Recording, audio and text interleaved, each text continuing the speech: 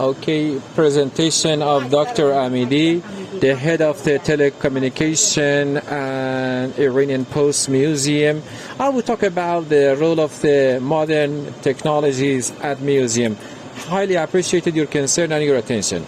Well, as you know, one of the most important activities which have been undertaken by museum is showcasing and displaying the history and activities which have been remained to us and passed to us from the past generations. And I think that those kind of activities would be useful for the upcoming generations. As you know, it is important to see what was the situation of the life for the past generations and what kind of procedure used by him to acquire knowledge and to somehow expand his understanding. I don't like to take your time that much, and I want to move forward. And as it was asserted by the previous speakers, I'd like to just add some comments to them. As you know, the cultural heritage is important for every society, and we should be a bit frank about this kind of issues. As you know, when we talk about curation, in some previous years we just focus on the conservation or showcasing the items, but nowadays the world has changed dramatically, and we have another responsibility which has been assigned to the museums.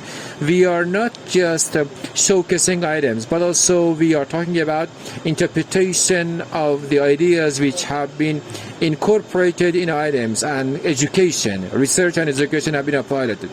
We should assume the fact that, and we should accept the reality that the roles of the museums in terms of the socio-cultural roles have experienced some changes. It has changed dramatically, and we should accept the fact that modern museums are functioning as a kind of media, and they are fulfilling the role of the media. And the point is that how can museums relay their messages to the audience? And for these new museums, new media, there are some environment to make use of technology in a better fashion for its purpose, by the museum. When we talk about digital heritage, it exactly denotes to this reality, and it has been highlighted over recent years. And when we talk about digital heritage, we do not have a deep understanding about it. We should delve into details about it, and we should accept that the ecosystem of museums have changed, and we are in higher need of having some new actors in the field of museum and museum activities. Previously, we had the history, sociology, and museology. They were all working hand in hand for the activities of museum. But currently, nowadays, we can make use of the ideas of the social actors, sociologists and media actors. I think that we have two ecosystems which are a bit proud, and there is a kind of environment that they think that they are superior to other areas such as culture and as well as museum. I am talking about technology actors, those who are in the field of technology. I think that technology practitioners should have a better cordial relationship with the actors of the museums.